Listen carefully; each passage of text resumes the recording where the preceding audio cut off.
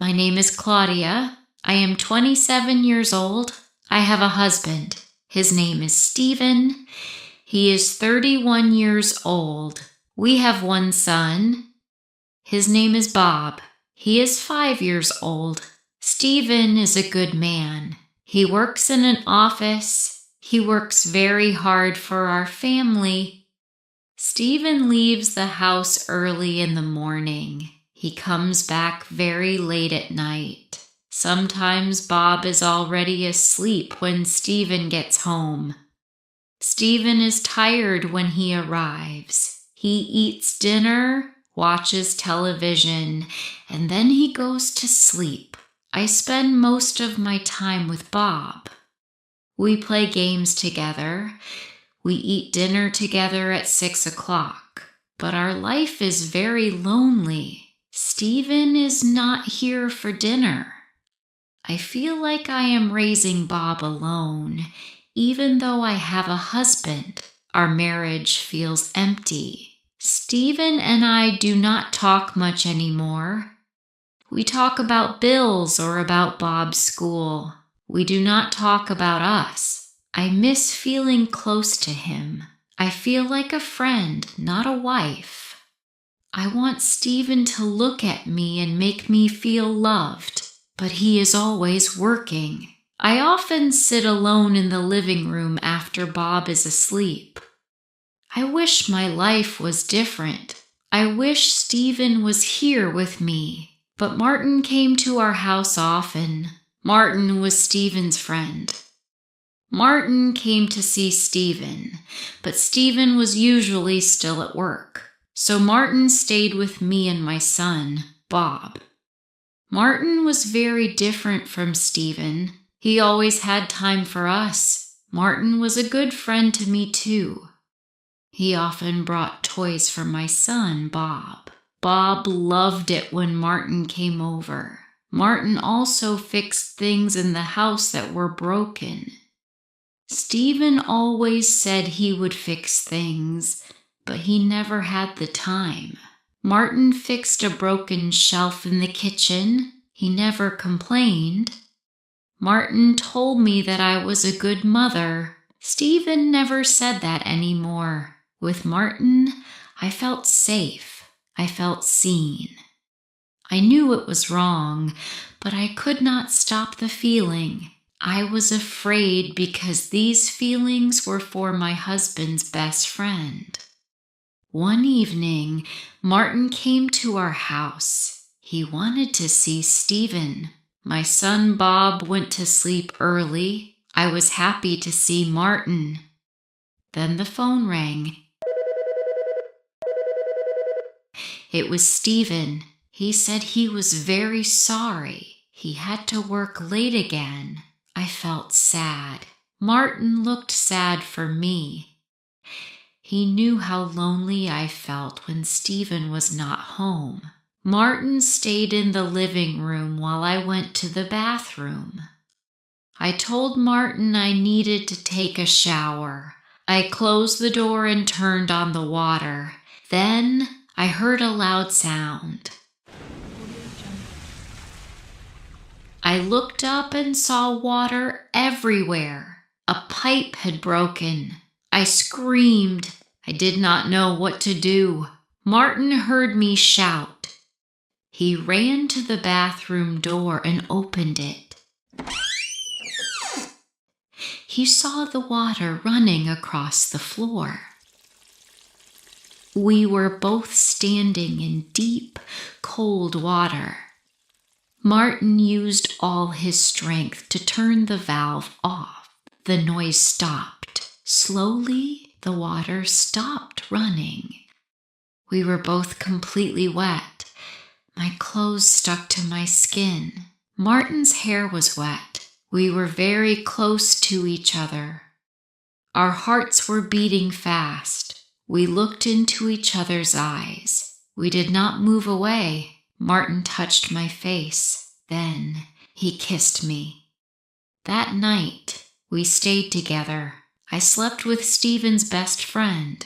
For the first time in a long time, I felt alive.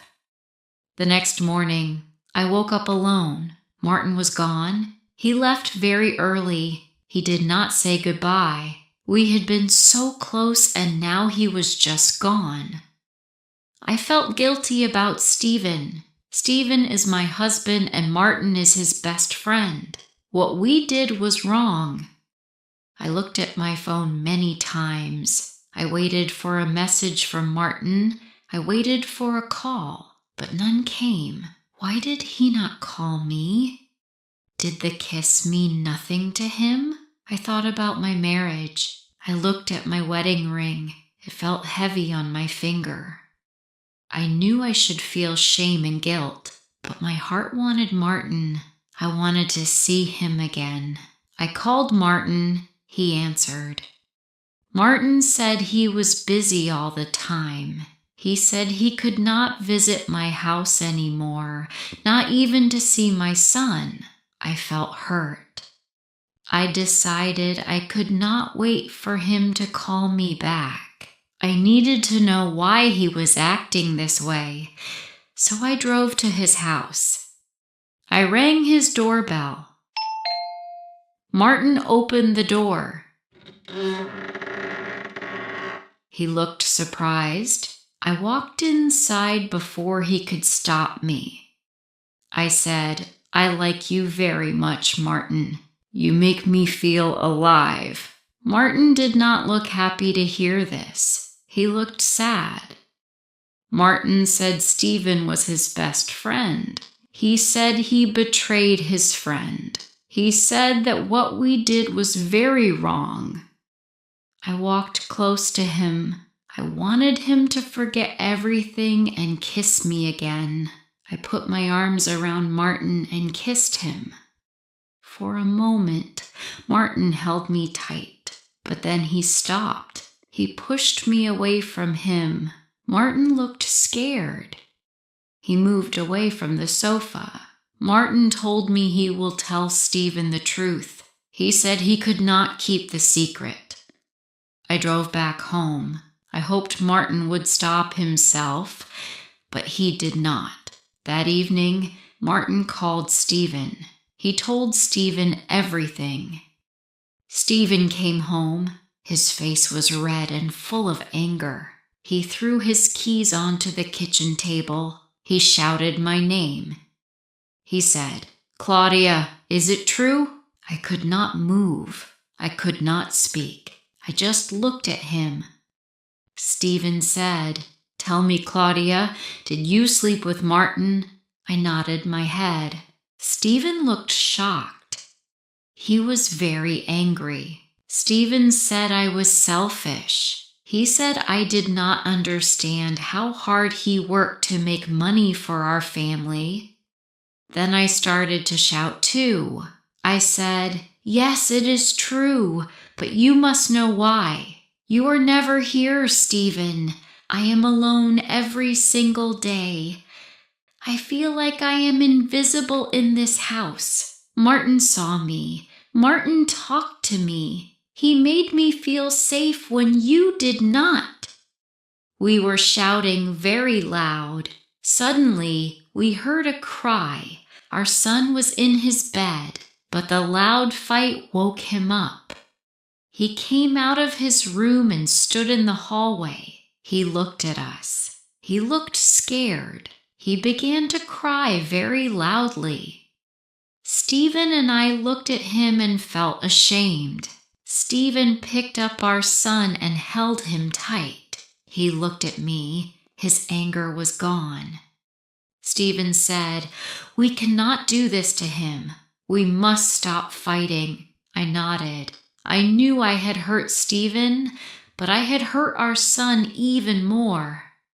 Stephen looked at me with sad eyes. He said, "We will try again. We will try to fix our marriage for our son." Tears filled my eyes. I said yes. After the fight, Stephen told me he would stop working late. He promised to come home early every day after work. Stephen broke his friendship with Martin. Stephen told me that Martin could not be in our lives anymore. I understood why he did this. Stephen tried hard to become a better father and a better husband. He helped our son with his homework. He cooked dinner for us. But Stephen and I still felt cold to each other. He did not trust me at all. I could see the hurt in Stephen's eyes when he looked at me. I wanted to tell him I was sorry, but the words felt empty. We acted like a happy family when our son was watching. We smiled for him, but when he went to bed, the silence returned. Stephen and I did not touch each other. We did not speak about what happened. We hoped that maybe with time, the pain would go away. Life is quiet now. Stephen comes home early and we try to be a family. I do my duties every day. I cook dinner. I clean the house. I take care of our son. I am a wife and a mother. This is the life I chose, but my heart feels heavy. I know Stephen tries very hard. I try hard too. We talk more now, but the trust is still broken. We are working on our marriage for our little son. Martin is gone from our lives forever. Sometimes I think about him. I miss his laugh. I miss the way Martin looked at me. I know I cannot see him again. I put my family first. I chose my husband and my son. This decision was hard. My life is safe now. I look at my son and I know I did the right thing for him. But I carry the memory of that night with Martin inside me always. If you liked this story, please like, comment, share, and subscribe.